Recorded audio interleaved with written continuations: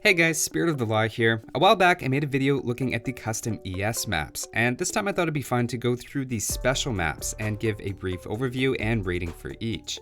Now these aren't anything new that you have to download, in fact you already have them, they're just under a different category of random map. So what exactly makes them special, you might ask? Well, what's unique is these special maps don't randomly generate. On the continuum ranging from scenarios and campaigns that are always the same, up to random maps like Arabia and Black Forest that change every time, special maps sit somewhere in the middle. Each one has an identical design every time you replay it, though within that there is a bit of randomness in the location of relics, small clumps of trees, and extra gold and stone. The fact that they're always essentially the same means they're always the same large size, regardless of how many players you have, and are all designed to be for 8 players, though as we'll see, I think some of them work with smaller numbers. In total, you have 21 to choose from, which is a lot to research on your own time, so that's why I've done it for you, and I'll give you a brief summary of what's unique about each one, theorize about some good strategies, and then give my overall feeling about it on a 5-star rating. So let's get started. The first one is called Border Stones. This is for people that think normal stone walls don't go far enough, and would rather they be literal walls of mineable stone. Every once in a while, a gold pile or relic will be close enough to leave a gap, but often each lane is completely isolated until you mine through it. Now you might think it's designed to give you safety, and for 2 of the players that's true, but for everyone else they actually lock you in with at least 1 enemy. If we turn on team colors so that allies are yellow and enemies are red, you can see the map layout is actually 2 separate 2v1s. Now the map is pretty low on gold and short on wood in the center, but as you can imagine, stone is never an issue, with over 182,000 available. To put it into perspective, that's enough for 280 castles. It's one of the few on the list that I think could also be played as a 1 vs 1, and in fact I think it's even better suited for that. Overall though, I have to say this map is not one of my favorites, and they definitely get better further in the list. I'd give this one 2 stars out of 5, mostly because I don't like that each team starts with a 2 vs 1 situation. Moving along alphabetically, the next map is Canyon. The most interesting feature on this one is of course the central canyon and rivers, where you have to get most of the gold on the map. It's not only surrounded by cliffs, but also has the terrain that buildings take 20% more damage on, which makes the gold hard to control, and the sparse deposits of stone can also be hotly contested.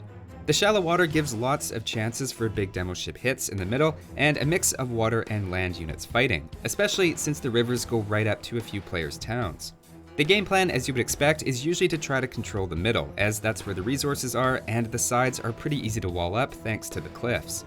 I have found building space can be a bit of an issue with this one given how much of the map is taken up by shallows, so I think it actually works better as a 2 vs 2 or 3 vs 3. I'd still give the map 3 stars out of 5, as I've had a lot of fun with this one and it's a pretty unique take on Gold Rush. Next up is Enemy Archipelago. Now of course an archipelago is a group of small islands, so as you might expect, Enemy Archipelago means you share an island with an enemy. Every island has pretty standard resources and also 1 relic, so it's intended to be quite aggressive. With 4 vs 4 it gets pretty messy since each team will likely lose at least 1 island and people will be rebuilding wherever they can. Again, I actually prefer this as a 2 vs 2 or 3 vs 3, as it still prioritizes putting everyone on an island with an enemy, but leaves 1 or 2 islands open to expand to. As a 4 vs 4 map, I'd give it 2 stars since there really aren't enough resources and space, but I think it has 3 or 4 star potential with a smaller number of players. The next map we'll look at is pretty similar, and it's called Enemy Islands. Now, I know what you're thinking, don't we already have this covered by Team Islands? Well, no, this is not Team Islands at all. On that map, each team shares a safe island at the start, and this is the way more aggressive version of that idea where each island is disputed by both teams. I find that a much more compelling idea, and I think it gives a more general appeal than the traditional island maps. Water is still important for the free fish, but it plays way more like a land map, which is more popular with the average player. I give this one 3 stars because even though it's not my favorite, I am up for it every now and then. But for now, let's move on from water maps and jump into Far Out. In this one, each team gets a side of the map and all of the space you could ever want to expand into. It's fairly peaceful on the left and right corners, but the tension jumps up dramatically in the south of the map. In fact, the 2 players at the bottom of the map are incredibly close, making for very aggressive games. There's a decent number of resources around your starting spot, so I wouldn't consider it strictly a migration map, but at the same time the space to build becomes incredibly important later. Something I really like about this map and some of the others that are going to be coming is the asymmetric roles that everyone has. The player on your team right beside the enemy is going to need a lot of support, and the teammates in the back need to do a good job of also grabbing your team some space on the map. Overall, I'd give this one 3 stars, as I think it's a pretty good idea, but it's just not one of my favorites. The next one is called Frontline. This one's a bit like it sounds, and everyone is lined up in the middle, which is also where most of the resources are. It's actually quite a bit like the last map, but in this case, everyone is in the middle instead of the edges. Again, you have an exposed flank player in the middle and 3 pocket players in behind. Though in this case, the incentive is to venture out to the sides of the map because they're the only long-term sources of wood. If your team is firing on all cylinders, the closest player might rush with militia or towers, and the furthest back does a fast castle into knights. Again, I like the asymmetry where every player on your team is a different distance away and can have a slightly different approach. In fact, I like this one so much, I'll give it my first 4-star rating. The next one we'll look at is called Holy Line. On this one, each team has half of the map with normal resources, but they're divided in the middle by about 60 relics. In addition, there are also 2 islands, one full of stone and the other full of gold. There's no fish, but water control is still essential for those extra island resources, as they can create a runaway effect for the winning team as well as a focal point for fighting. You obviously have to try to take the middle as well as the 2 islands, and if you're able to do that, you've basically won. In my opinion, it's a 3-star map since it's kind of a cool idea, but definitely not in my top 5. The next one is Inner Circle. This one starts with everyone bunched up on top of a plateau with some gold, stone, sheep, and lots of zebra. Since everyone is beside an enemy, it quickly devolves into a lot of towers and feudal units, so it's not long until you have to expand off the plateau. I've had a lot of fun playing this one, mostly because you're guaranteed to have both intense fighting right at the start. But even if a player or an entire team gets pushed off the middle, there's still a lot of chance to rebuild, and it can even be an advantage to securing new areas early. As it goes on, you tend to have a sprawling economy and raids happening all over the map, which makes for really exciting games. Personally, I love this map and it's 5 stars for me. In fact, it might be my favorite of the special maps and even works well as a free-for-all. Moving on, let's take a look at Journey South. On this one, the 2 teams are in groups in the top right corner, and there's enough resources to get you started, though wood is in short supply. The intention seems to be for players to journey south across a river and desert through basically every season to secure relics and proper forests. There's definitely some good potential for rushing opponents though, as well as trying to find and pick off villagers that are trying to make the trip. The concept is flexible enough that it also works well as a free-for-all with a smaller number of players as well.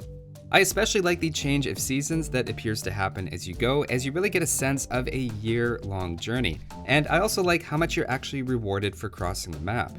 This is another one that I'd give 5 stars for both the great aesthetics and the great concept. Next up is another great map called Jungle Islands. On this one, teammates start in pairs in the corners with next to no space and nothing but a bit of food and wood. You're forced to build a dock and colonize new islands for gold, stone, and space. The focal point is 4 middle islands connected by some cool bridges, though there are plenty of smaller islands around. Obviously, water control and expanding to different islands is critical, and almost every island rewards you with some gold, stone, and wood. I think it's yet another great candidate for a diplomacy game, or even 4 teams of 2, and it will automatically try to place you next to someone you're allied with. In general, I'm not a huge fan of island hopping maps like this, but given how much space there actually is to build, and how generous it is with resources, I think it's a map that can be played in a lot of different ways, so I'm gonna say it's 4 stars. Continuing with the jungle theme, the next one is Jungle Lanes. Now superficially, it does look similar to Frontline, where every player is lined up in the middle, but in this case, every player is beside an enemy, and everyone also has an emergency escape tunnel through the forest. Along the way, you'll find lots of gold and stone, as well as some amazing town center locations. I wouldn't quite consider it migratory, but it definitely funnels players into building away from their starting location and each other until they reach the other side.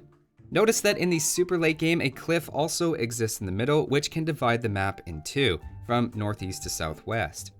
It doesn't matter early on, but eventually that leaves only 2 choke points, so expect a lot of walling and slow progress if it makes it to that point.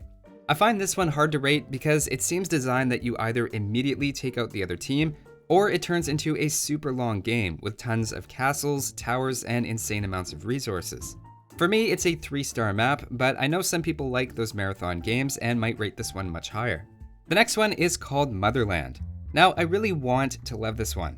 You start with one player from each team on a large middle island, and the rest of the team are on small islands and have to join the fight later.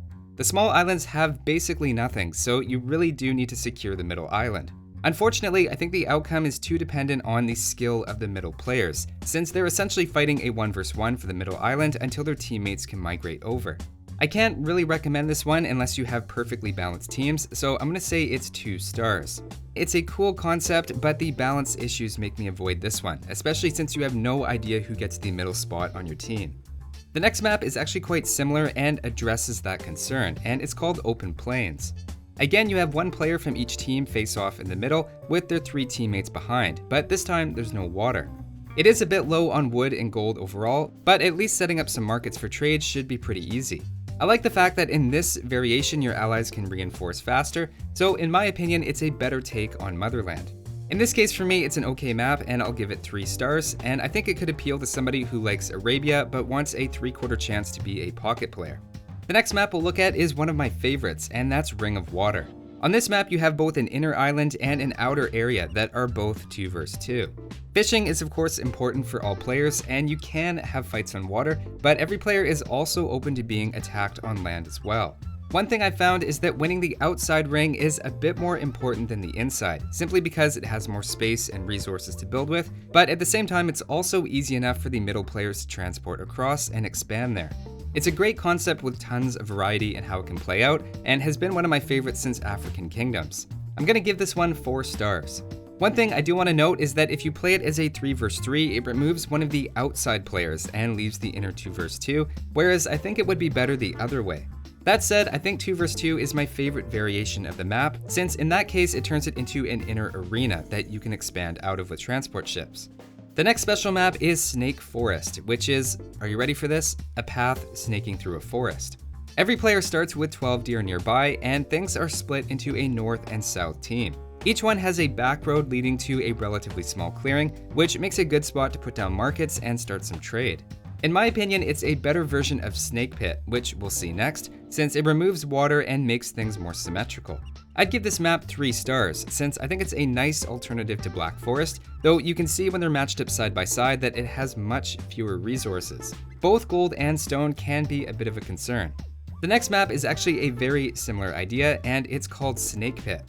They're not quite as similar as you might initially think, since all of your players are actually in a line. If you compare it to Snake Forest, you can see that one is much easier for every player to reach your opponent. In Snakepit, that one area in between the 2 teams can get very contested. It's quite common to see players go for demo ships and try to tower that area as much as possible. You also have a good fishing area in the north, which can be a way for some of those further back players to get involved. I still have flashbacks of this map on HD because it was super popular when African Kingdoms came out, but the game had a lot of pathing issues preventing the furthest players from easily moving their units. Another complicating factor on this map is often the lack of space for even just basic houses and farms, but admittedly that's less of an issue if you play 3 vs 3 or even 2 vs 2. If you try this map with 8 players, then often even if you do find space for your buildings, the units are just going to get stuck between them anyway. In fact, I'm going to give it 1 star, just because it's been so frustrating to find area to build and to play in the past, but with fewer players I think it does improve the experience dramatically and would be more like 3 or 4 stars.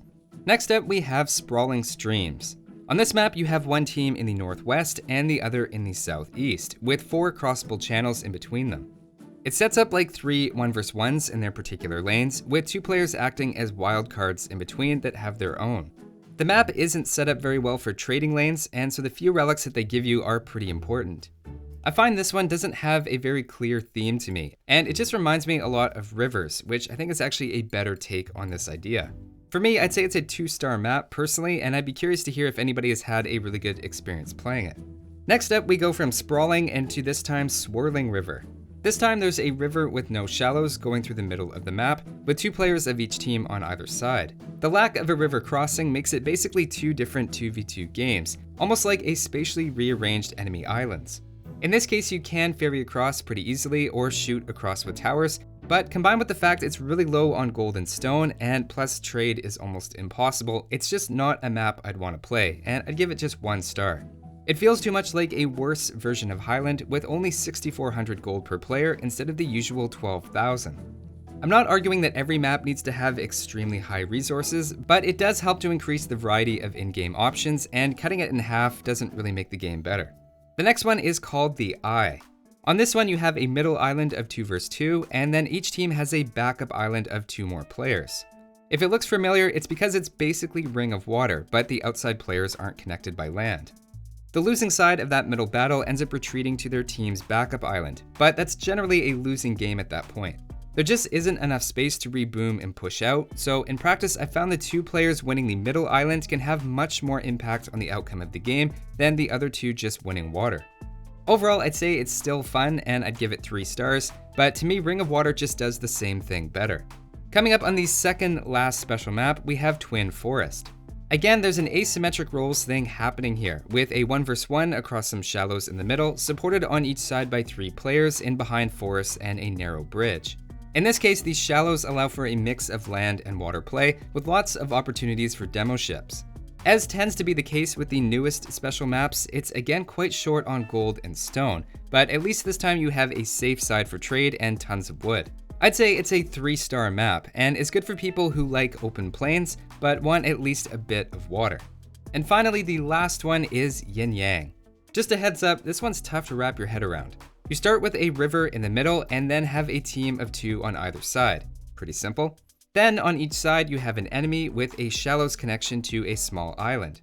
Those islands are too small to have a proper base in, so they have to expand and quickly run into a 2 vs 1. That's happening on both sides, but then you have another allied to the small islands player completely surrounded by a forest. Turning on team colors, you can see it's a 2 vs 2 on each side of the river, but one of the teams has the open space, and the other one is trapped either on a small island or in trees. For me, it's the strangest setup by far, and I have to give it 3 stars just because I respect the insanity of it. At least for the player on the small island, they can quickly hop over in a transport ship to the main one, but if you start in the trees, it's going to be a really weird game. That said, I find the 2 vs 2 version is kind of cool since you have 1 player in the trees and 1 outside on opposite islands. Again, being inside the trees seems like a much harder role, but to be fair, it is the same for both sides. Now, let's say after all of that, you're still not sure which one you want to play.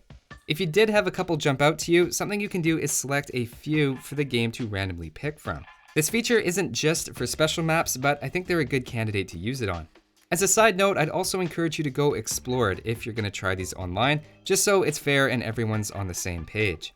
But those are my rankings for all of these special maps. Obviously, they reflect just my preferences, and even if it's not one I recommended, I hope that you found at least one map in there that you're excited to try.